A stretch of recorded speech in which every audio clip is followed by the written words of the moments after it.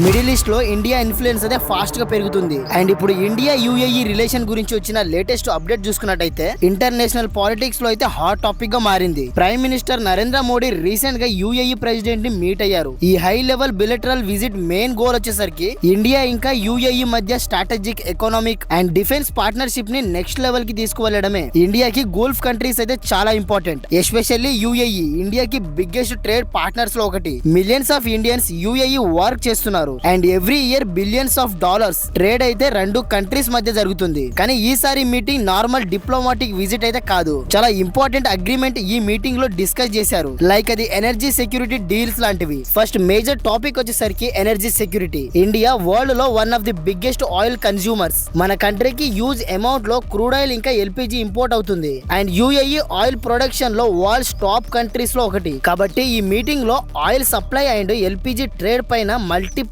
Agreements అయితే sign చేశారు. Experts అయితే చెప్తున్నారు ఈ అగ్రిమెంట్ వల్ల ఇండియా ఫ్యూచర్ లో ఫ్యూయల్ సప్లై స్టేబుల్ గా మెయింటైన్ చేయగలగదని, అదే చెయ్యగలుగుతుందని చెప్తున్నా. Approximately $5 billion investments. రిపోర్ట్స్ ప్రకారంగా యుఏఈ కంపెనీస్ ఇండియాలో నియర్లీ $5 బిలియన్ ఇన్వెస్ట్ చేయడానికి వాళ్ళైతే ఇంట్రెస్ట్ చూపిస్తున్నారు. ఈ investment mainly infrastructure, ports, logistics, renewable energy and smart city project లో ఉండొచ్చు. ఇలా అని రిపోర్ట్స్ కూడా వస్తున్నాయి. మీకు సింపుల్ గా అర్థమయ్యేలా చెప్పాలంటే ఈ ఇన్వెస్ట్మెంట్స్ వల్ల ఇండియా ఎకానమీకి హ్యూజ్ బూస్ట్ రావచ్చు. Defence cooperation and another major topic defence cooperation. India UAE ఇప్పుడు సెక్యూరిటీ అండ్ డిఫెన్స్ సెక్టర్ లో కూడా క్లోజ్ అయ్యి పార్ట్నర్ గా మారుతున్నాయి. Joint military training, intelligence sharing and defence technology cooperation, దీనిపైన డిస్కషన్ అయితే జరుగుతున్నాయి. ఇప్పుడు మిడిల్ ఈస్ట్ లో స్టెబిలిటీ మెయింటైన్ చేయడానికి ఇండియా రోల్ అయితే ఇప్పుడు చాలా important. Why UAE is important for India? మీరు ఒక క్వశ్చన్ అడగవచ్చు, యుఏఈ ఇండియాకి ఎందుకు ఇంత ప్రిఫరెన్స్ ఇస్తుంది?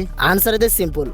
యుఏఈ దగ్గర జస్ట్ ఆయిల్ కంట్రీ మాత్రమే కాదు, అది గ్లోబల్ బిజినెస్ హబ్ కూడా. Dubai and Abu Dhabi world trade లో మేజర్ రోల్ అయితే ప్లే చేస్తున్నాయి ఇప్పుడు. అండ్ ఇండియాకి మిడిల్ ఈస్ట్ కంట్రీస్ తో స్ట్రాంగ్ రిలేషన్ ఉంటే trade, jobs, investment and energy security అన్ని ఇంప్రూవ్ అవుతాయి. స్ట్రాటజిక్ పార్ట్నర్షిప్ గ్రోయింగ్ ఫాస్ట్ అవుతుంది.